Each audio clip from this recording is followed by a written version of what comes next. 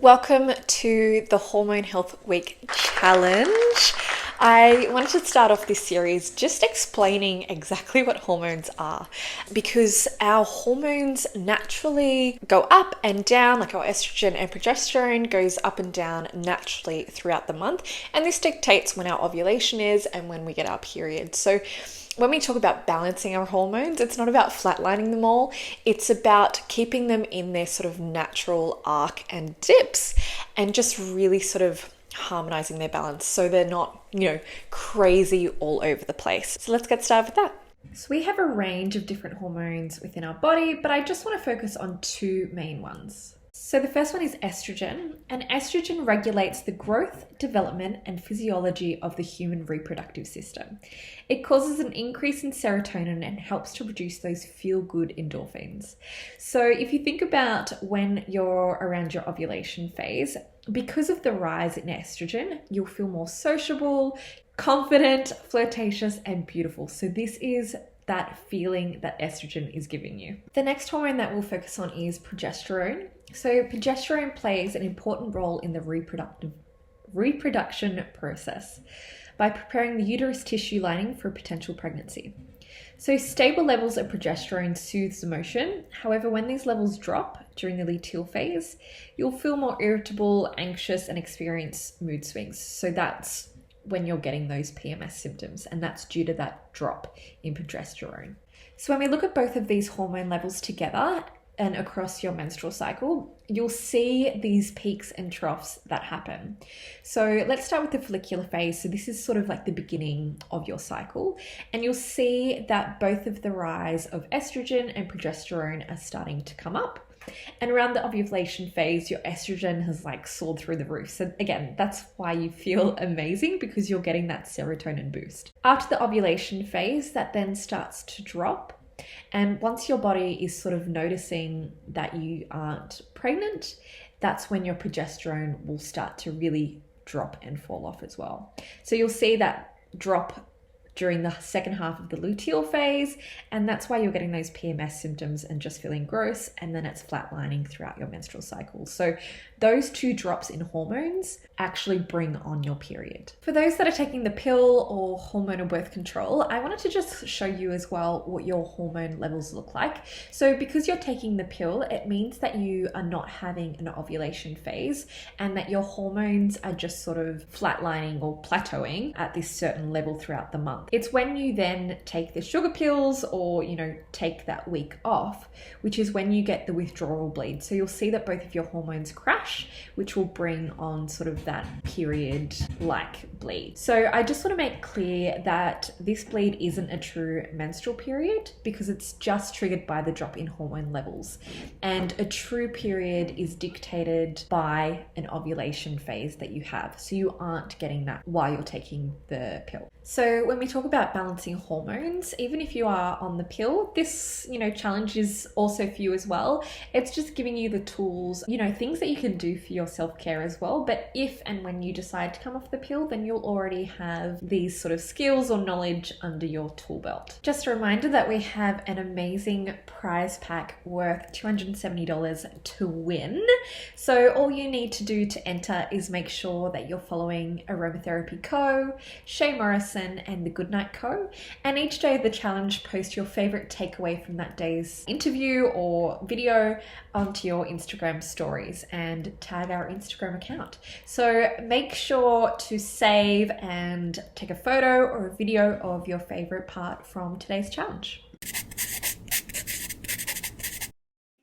Welcome to day one of the Hormone Health Challenge. Today is exciting because I've got a sleep expert that I'm going to chat with today. I've got Shea Morrison, who's a sleep expert with the simple goal of educating as many people as possible about the importance of sleep. Shea is also the co-founder of the Goodnight Co., which provides a range of holistic, evidence-based sleep solution products that are scientifically proven to support common sleep concerns. Welcome to today's challenge, Shea. Thank you so much for having me. It's very exciting to be here. Oh, and I'm super excited to have you because I have been using the Goodnight Co. products for a while, and your sleep drops was what I started using when I first started implementing a sleep routine, and they were just amazing. They even taste really good. Is that weird to say? Yeah, they're our best-selling product. They have certainly helped thousands of people get back on track with sleep. So it's great to hear that they worked for you as well. So, one of the first questions I've got for you, Shay, is why is sleep essential to our health and well-being? Yeah, it's sleep is something that I'm hugely passionate about, and it is the third pillar of health. And I think that over time, more recently in the last probably 5, 6, 7 years, sleep has certainly had a surge in research.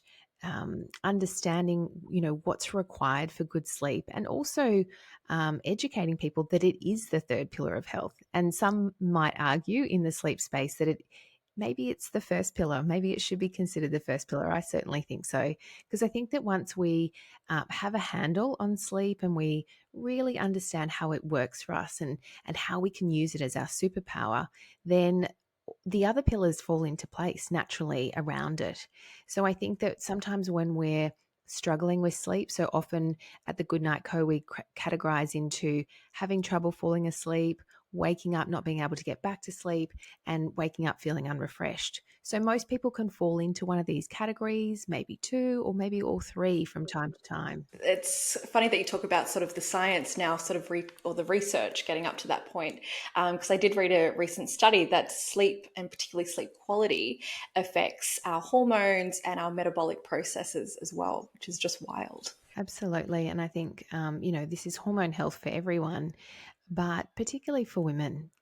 As we move through different lifestyle stages, hormones certainly affect women probably more than men. And it's important for us as women to really understand the role that hormones are playing in our day-to-day life, because these can have pretty big ramifications, particularly when it comes to mood, feeling like we are in charge of certain situations,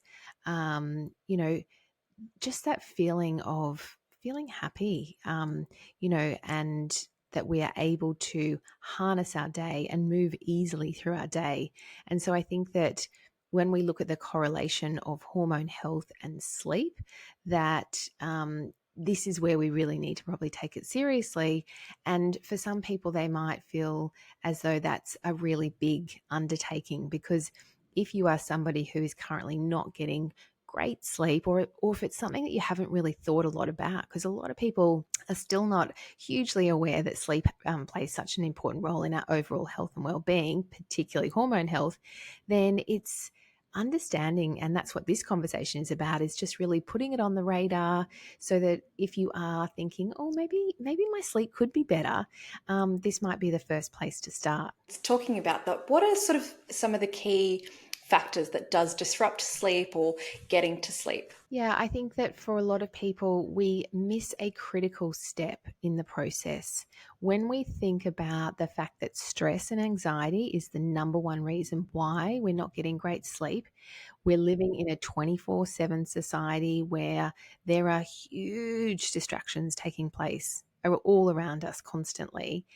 And we often skip the part of relaxation, and not understanding that unless our body is truly relaxed, it's going to be really hard to possibly fall asleep and stay asleep. And if we are not sure how our body responds, so I think the other critical thing here is that we are all completely different. So each one of us has a different genetic makeup, and not one of us have the same fingerprint. So when we think about it like that, all of the way that we respond and react is completely differently. And we need to think the same way when it comes to sleep. So really tuning into your body, understanding what works for you, and then making those changes. And so when it comes to going to sleep, we need to create and carve out that time to allow the wind down strategy to take place, so that our body can feel completely relaxed before going to sleep. Which makes sense, especially with social media being so big these days, doom scrolling and being on our phones or being on screens, or, watching Netflix and stuff right before bed. I can understand how that would play a huge role in affecting getting to sleep and the quality as well. Absolutely. And I think that, when we consider that Netflix is considered sleep's number one competitor, all of these things play a really big role. And, for a lot of people, not having a consistent sleep routine and using our devices as a numbing agent for some people, this is what, people say, oh, but it's just great. It's the thing that helps me relax. But the trouble with it is that it's two-pronged, is that it's not only the light that is being emitted from our devices. So when it comes to getting really good sleep, we want to be in a really conducive environment. And that means that probably after you've had dinner, so depending on what time you go to bed, but a couple of hours before you're ready to go to bed, we need to make sure that we're in a really dimly lit environment. Turning off all the excess overhead lights, using red light if you can, but if not, using a really warm yellow light like you would think about a fire or a candle. And then getting off these lights that are being emitted from our screens and devices, because this is preventing the sleep hormone melatonin from being replied, so that we can then kick into that feeling of tiredness and getting ready to go to bed. And then if we look at the second effect that screens and devices are having when it comes to sleep, sometimes the content that we're consuming, like you said before, Jess, that the doomsday scrolling might be triggering, or we might be watching shows and programs that are really action-packed and get us going, rather than creating the relaxation that we want to step into. My husband, he actually said to me the other week, he said, I can't read the news before going to bed anymore. He's like, No. there's just too much happening and too much that I take in that I then can't sleep, or he then has these wild dreams about things that he's read in the news. So I can totally understand that with the sort of wind down process. Is there any other sort of strategies that people can implement within that wind down process? Oh, there's such a long list, and I think that it's really choosing a couple of things from that list. And my suggestion is that if you don't have a sleep routine currently, then start today and just create 3 things that create some joy for you, that make you feel good, make you feel happy, make you feel relaxed. And it might be things like having a warm shower or a bath. This helps drop our body temperature, which is also another signal that it's time to go to sleep. It might be swapping the device for reading an old school book, I was just looking to see if I had one here, but using an old school lamp that you can just clip on, those little book lamps that have the light that directs straight onto the text, and using some aromatherapy. I know this is something that you would love, Jess, and this is what we have created our business around, is using aromatherapy products such as sleep mists or essential oils, roll-ons, and doing a little bit of light massage.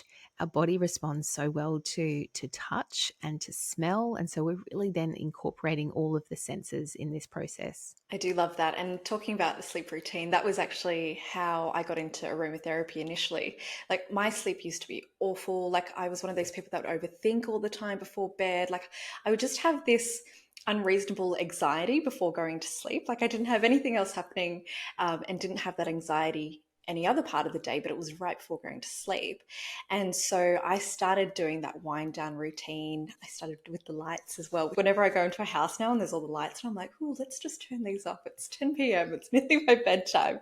But then I started using the sleep drops, and I started using aromatherapy, and really noticed the difference I had. And especially with continued use as well, that mind body connection, or that like muscle memory, I got to a stage where as soon as I started smelling lavender, or even the smell of the drops that I was using, it was just a sudden like, my body would just start to relax and already get into that sleep cycle.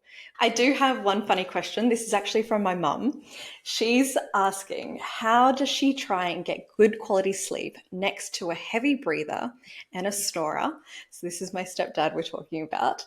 What is maybe 1 or 2 things that she could do in that situation? It's a tricky one. It's something that plagues a lot of people. My advice would be that you either need to move bedrooms or ask the person who's, responsible to maybe move bedrooms. So I'm just sitting here editing the video and I completely threw my stepdad under the bus, which I probably shouldn't have because I am sometimes a snorer and a heavy breather. So hopefully my husband doesn't watch this and relegate me to a different room. But it also sounds like maybe her partner might need to get tested for sleep apnea. Because not only is it affecting her sleep, but it's definitely, if that's the case, affecting his sleep. And it could be a win-win situation for all. And I guess if none of those things are possible, then it's really encouraging the mouth breather or snorer to be lying on their side and probably facing away from your mum. Oh, okay. That's a really good tip. I'll give her a call after this and let her know. Amazing. So thank you, Shea, so much. I just wanted to grab those few sort of key strategies from you, which is about creating that sleep and wind down routine before bed and eliminating any light devices and that sort of thing. Where can everyone come and find you? You can find me at the Goodnight Co. On Instagram, or Shea Morrison, which is spelled SheaMorrison. Thank you so much. I'll also link all of Shea's details in the description below. Make sure you go check her out. Thanks, Jess.